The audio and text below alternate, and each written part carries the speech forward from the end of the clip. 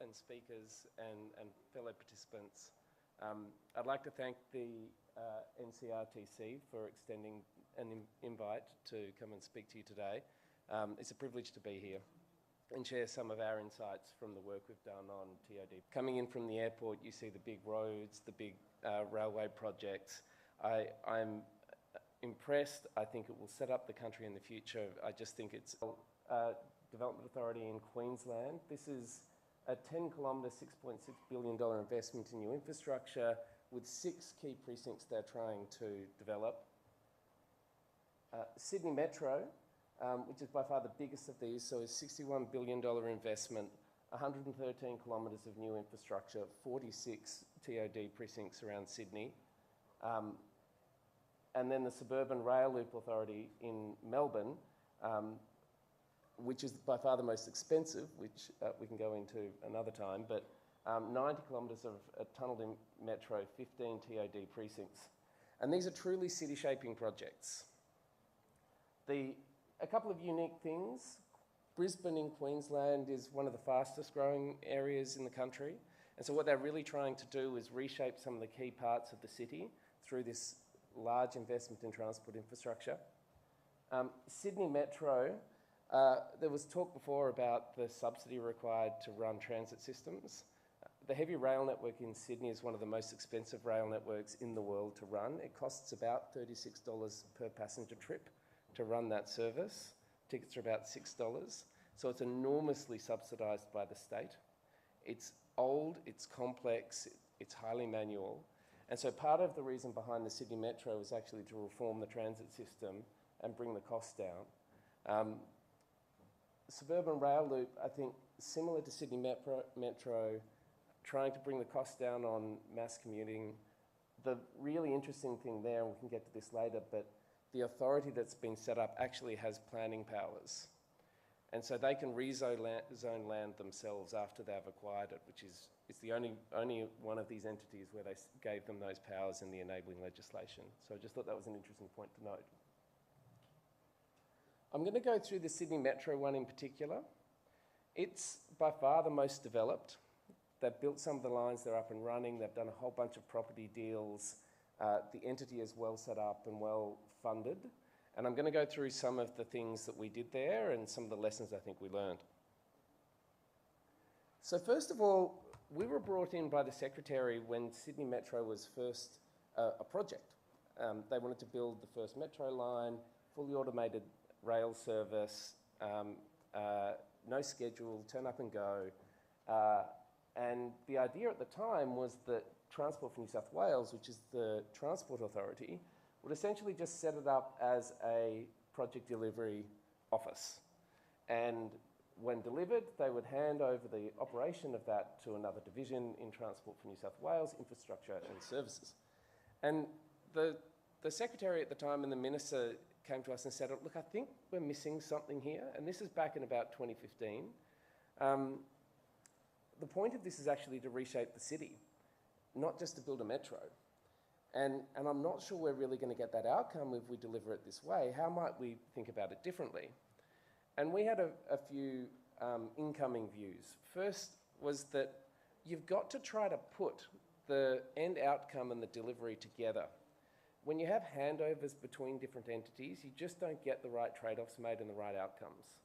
And especially when it comes to infrastructure projects, where the engineers and the project managers are essentially trained to hermetically seal that project off from outside influence, manage change very rigorously, and just get on with delivering the project. Now, when you do that, the simplest thing to do is put a great big cement slab on top of the station, sell off the air rights and say, I'm done, right? But then you don't get the integration between the precinct and the station. You don't get the activation of the precinct around the station. All they do is buy the land needed for the transport project. And so we came in with a pretty strong view that we wanted to set up a separate entity that was accountable for the end-to-end delivery of this. So from acquiring the land to building the transport system to operating it and activating the precinct around it. And so what we did was we set up the Sydney Metro Rail Corporation. It's a separate government-owned corporation. It's got its own CEO. It has its own board. It's funded by government, and that's effectively how Treasury has control. But it is quite a separate entity. Now, the other important thing about setting it up as a separate entity was we wanted it to have some balance sheet control. Part of the problem with a lot of these entities is you get funded by government on a year-by-year or four-year basis, and you don't really have any incentive to think about the revenue side of your P&L or balance sheet because you don't get to retain the proceeds and reinvest them. And so we said we want to set it up as a statutory corporation. We want it to be covered by corporations law, and so that the executives had a statutory obligation to effectively deliver returns on the investment. And so that's what we set up back in 2016. There are a large number of big decisions to make to get to this point. As you can imagine, this isn't a simple thing to agree with all of the stakeholders in government. And this is where I get to this point about turning policy into action. We had to work through the strategy at first, the policy objectives, the development mandate, the development strategy, the partnership strategy, funding options, and then how to put all of these objectives into the enabling legislation so that it had the right objectives and functions, but was constrained in the areas that it needed to be. And just to give you one example of the kinds of conversations, and I'll go through some modelling on the financials in a minute, but I was in a conversation with someone very senior in Treasury who was dead against this idea, just did not believe in it. And we went at it for about an hour, and at the end of the session, she turned to me and she goes, "You know, Andrew, I just don't believe government should be in the business of making money." I was like, "Well, do you think government should be in the business of losing money?" And there are some fundamental philosophical positions you kind of have to grapple with here to keep people over the line on the kinds of things you're trying to achieve, and that's not simple. We had to go through the operating model, even little things like the board. Should the minister be a statutory appointee? Or the secretary be a statutory appointee to the board? How do you make sure that the transport agency has a degree of control over Sydney Metro? Because where that building is often right next door to or within the stations for the heavy rail system. So you've got to keep it connected. How do you work through all of that? What should it be set up to do? And that's not a simple thing in a world where no entity had done this before in Australia. So it's not like we had a pool of talent to draw on. We had to build it from scratch. And then finally, what's the pathway to setting this up effectively? Just to give you a sense of some of the numbers, and this was what we put together to really make the case to government for changing the financial profile of the transit systems. As I said before, the heavy rail system is about 88 cents in the dollar subsidised. We were basically making the case that in your original version of, or your current version of how you operate, the value of undeveloped property is essentially sold to the developers and they have all of the upside, and you don't get good community outcomes because you're not actually integrating the station with the precinct. And there were some examples where you had hard boundaries between the stations, where they didn't get the right to build bridges over highways in order to get people into the station. It wasn't put together. But then we went through a series of steps and said, well, you know, if we could get to the point where you actually had a mandate to purchase property area required for the station, and you had a mandate to keep some of your capital tied up for the longer term to participate in some of those returns, the value to the state is 2.1 times what it would be if you just packaged up the land and sold off the air rights. And when you run that through the modelling, you can actually get a system that at best would have been maybe 50 cents subsidised in the dollar to operate without this kind of property returns, to actually starting to return a positive yield to government.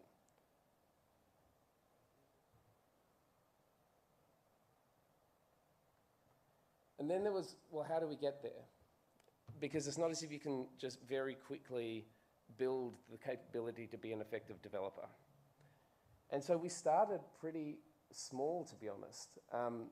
We deliberately said, if we don't get the transport project right, we're never going to get the rights to do the property stuff we want to do. And so let's focus first on just getting a track record of delivering the property, the transport system. And once we've established that track record, once government trusts that we can deliver a project effectively, we'll start getting the right to step into these property projects in a real way. And then we didn't go big to begin with there either. So a number of the initial projects, frankly, were all straight land sales. So we talked about the potential returns from aggregating land and getting a master plan around the precincts. The initial property deals deliberately did not do that. It was just too much of a stretch for stakeholders to agree to take that kind of risk. And because what we're effectively asking government to do is say, instead of getting that cash flow impact of selling off the air rights that helps fund the transport project, we want to tie that capital up in the land and the asset you're building, put that into an investment vehicle in that precinct as your equity contribution, agree a deal with the private developers that they're going to develop that land and put all of the equity required for the actual development, but we're going to retain a stake in it and participate in the returns over time. Now that's great in theory, but again, putting policy into action, leaping to that first was just too much. And so we just started with the simple property deals, demonstrating that we could do that effectively. And it's only recently that we've really got into the integrated, participate in the deal, complex developments, including some right in the heart of the city like Pitt Street and Martin Place. And the big one that's actually really exciting is, and is in construction now and being developed, is the redevelopment of Central Station. And I just wanted to leave you with this as an example of what's possible here. On the left is what Central Station looked like a couple of years ago. This is right on the edge of the CBD. This is prime real estate. And everyone used to call it the scar through the centre of Sydney. It creates this dislocation in the transport networks because it's right in the hub. All of the major roads feed into it, all of the major rail lines feed into it, and it's just this giant area where there's no transit through it. Because it was owned and run by the state, a heavy rail entity, there was no thought to precinct activation or development or commercialisation. It's got this beautiful old building right at the front there, built, way back when Sydney was first incorporated or first being developed. And you walked through that concourse, it was a dead zone. Not a coffee cart, not a restaurant, no cafes, nothing. Because for the operator, there was no benefit in that. They just wanted to run a transit system safely and effectively, right? And so it was just this complete dead zone. Worse, the areas around the station were starting to become very degraded. No one wanted to live there. There was really no life in the precinct. Businesses didn't want to go there. It was really dilapidated. And what's now being developed is they're putting essentially a platform over the major stations with high-rise developments, mixed use, commercial, residential, over that area of land. A lot of green space being retained and integrating it back into the surrounding precincts in a more effective way with more walkovers and fly-throughs and things like that. And I think it's one of the most exciting developments happening in Sydney. The station itself, if you get online and have a look at some of the pictures, is architecturally magnificent. It's just astounding what they've been able to do. And part of that's because when you're participating in the returns from those kind of property deals, you can invest more into creating iconic spaces. And so we're really proud of this. I think this is a demonstration of a policy idea that kind of evolved in 2015, setting up the entity in the right way with the right objectives and functions, slowly moving into the kind of role we wanted it to play, and then you're starting to see some of these outcomes. And so I wanted to just finish and leave a lot of time for Q&A with a couple of thoughts on lessons learnt from this. First, I've talked about, or I've noted as the mandate. So we think it's really critical that you set up entities with a mandate that spans the entire life cycle. and that they are motivated to develop these precincts over the long term. These things take 10, 20 and 30 years to really develop. And if you split that up along different entities at different stages in the life cycle, you're just not going to be exposed to those kind of long-term outcomes in a way that's useful. So set up entities with a broad mandate, make them enduring entities, give them responsibility for development, operation, and building the metro system. One of the challenges in doing that is you have to create an environment in the public sector where the leaders of those organisations think like owners. Public sector entities are very good at managing P&L. They're essentially cost buckets, and they funnel money through projects and they manage it very well. They report back to Treasury. There are very few people in government organisations who think about balance sheet and who think about how to invest for returns. Even the idea that the station and the land you've acquired is not a cost sink, it's actually an asset on your balance sheet, is completely foreign to a lot of people in government. And so what we wanted to try to do was build these entities with an organisation structure and a culture that encouraged people to think like owners. Every dollar of capital you're investing into this thing has to deliver a return. And how do you optimise those returns? And to break this mindset that actually it's either publicly owned or it's privately owned. And if it's not publicly owned because it's some sort of public good or meets some policy need, then we have to sell it off and let the private sector do it. There's this space in the middle where you're working in partnership, there's actually more value created. And just to give you an example of that, one of the, I think, real insights for us in Australia is that government's better able to take early stage risk than the private sector. You've got a lower cost of capital and you can control more of the value levers. So when we develop toll roads now, for example, the government actually takes the whole thing through, funds it, builds it, operates it for the first couple of years.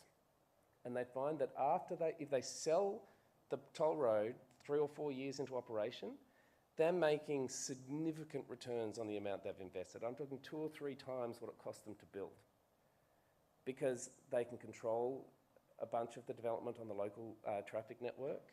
They control some of the political risk and the community perception, and they don't have to wear that cost of capital through the build phase. Similarly, for precinct development, governments can take a lot of that early stage risk because the cost of capital is not as high.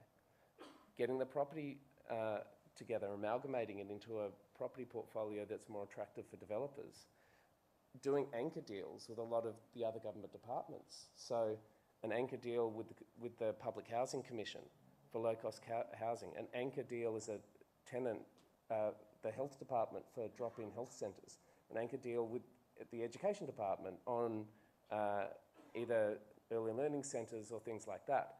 And suddenly you're starting to take some of the risk out of the deal for the developers, and it's the returns are much more favourable. So get them to think like an owner's team. Be creative about the kind of things you can do to create value. Build an integrated organisation. And one of the biggest complexities here is that the skills required for good infrastructure delivery are very different to the skills required for good commercial development of property. Infrastructure delivery almost needs you to be hyper-focused on, locking the plan, no deviation from plan, managing this thing just rigorously day in, day out. And the people who are good at that are not necessarily as good at the more creative, how can we activate the precinct, how do we engage the community, how do we remain a bit flexible here as we develop. And so in Australia, for example, we've found that having the developers like Lendlease come in early and take some of this control on the master plan and actually help the government think about this has been very useful, because they can flexibly evolve where they put their money, the land use, the mix through the course of a development, and they're used to that. They're just set up to do that sort of thing in a way that people who know infrastructure projects kind of aren't. And so find a way to get that balance between the rigour required for project delivery and the creativity required for commercial delivery. And finally, getting the delivery model right. I note you need to kind of balance those two things. The reality is these big construction projects can get awfully costly awfully quickly.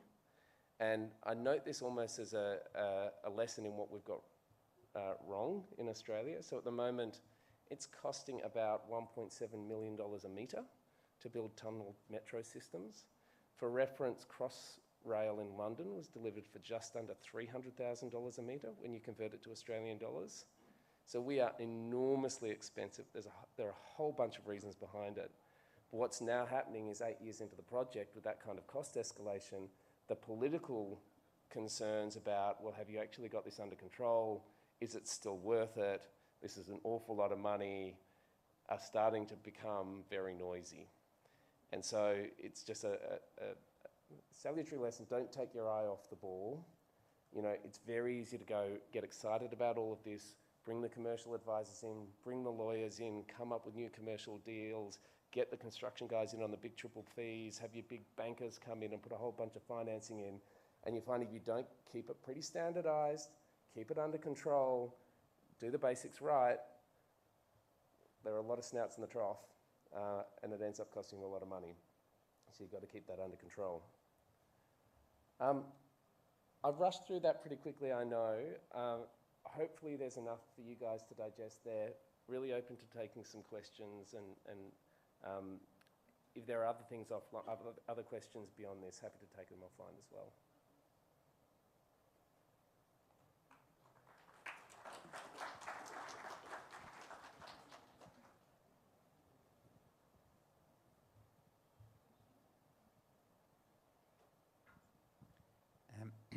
Guido Bruggeman, transport consultant. A very simple question. Who took the initiative? Who was the driver behind the redevelopment of the city railway station as you just showed? What was the driver behind the initiator? Was it the municipality? Was it the private sector? Was it the railway company? No, good question. Who was driver? Yeah. The driving seat. So I'm going to give you a two-part answer to that in a way. The first was it was the state government initially. And so in Australia, our local governments are very small. And so we don't have big mayor's offices around the cities. Like Sydney has, I wouldn't even know, dozens and dozens of local councils. So the state really has more of the authority and more of the accountability for this. So the main driver was the state through the transport agency. But then the way it works in practice is there's an unsolicited proposal process in Australia, and I won't go into all of the details, but almost all of the big property deals were unsolicited proposals from the private sector, where the private sector actually invested their own money and their own expertise in saying, here's what we think we could do around this entire precinct. And then that triggers the process with government to then consider, well, is this in our best interest? Does it meet our policy objectives? How would we participate in this? What would the deal structure look like? And so that's interesting because the unsolicited proposal process was originally not set up for this. The idea was that anyone could come with kind of grand ideas for what they could do with government, and it's turned out that a process that was designed for something else has become quite useful for getting the private sector to put the deal to government or proposals to government for how they might redevelop a precinct. There's also a bit of debate at the moment about whether government's getting enough of the value from those. The thought is that the first set of deals, the private developers have probably done a bit too well. My personal view is that you probably had to do that to get it going. And once government learns about, you know, where the value is, what the value drivers are, what they should be getting in returns, what risks they can take and what they can't, that's going to even itself out. And as more and more private developers figure out that they can play this game, there'll be a little bit more competition. So the early movers did well, but I think it'll even